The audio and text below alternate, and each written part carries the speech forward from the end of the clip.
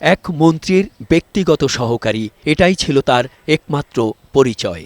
এরপর ২০১৮ সালে আলোচিত রাতের ভোটে সেই মন্ত্রীকে হারিয়েই প্রথমবারের মতো বনে যান সংসদ সদস্য।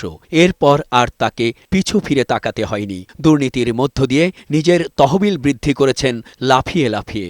সুযোগ বুঝে ৫ আগস্টের পরপরই দেশ থেকে পালিয়ে যান মাত্র ১০ বছরে হাজার কোটি টাকার মালিক হয়ে ওঠা মহিউদ্দিন মহারাজ। পলাতক প্রধানমন্ত্রী শেখ হাসিনা থেকে শুরু করে ৫ আগস্ট পরবর্তী অন্তর্বর্তীকালীন সরকারের মোট ১৭.৫ বছরের দুর্নীতির তদন্তে কমিটি গঠন করেছে সরকার। ৭ সদস্যের এই কমিটিকে আগামী ৬০ কার্যদিবসের মধ্যে প্রতিবেদন জমা দিতে বলা হয়েছে।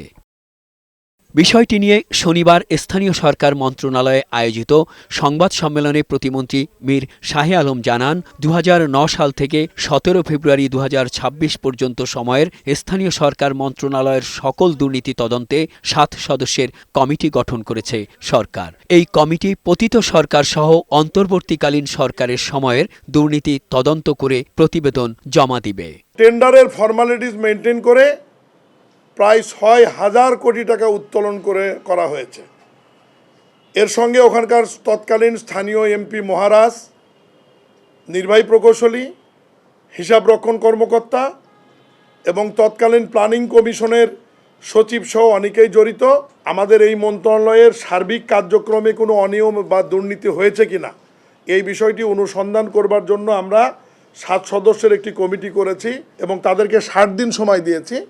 এই সময়ের মধ্যে প্রতিবেদন দেবে এবং এর মধ্যে আওয়ামী লীগের সরকারের সময়কাল এবং অন্তর্বর্তীকালীন সরকারের সময়কালও এর মধ্যে রয়েছে। তিনি জানান, নিয়ম বহির্ভূতভাবে অন্তর্বর্তী সরকারের সময়ে সচিবের স্বাক্ষর ছাড়াই একটি বড় প্রকল্পের অনুমোদন দিয়েছিলেন সাবেক উপদেষ্টা আসিফ মাহমুদ সজীব ভুঁইয়া।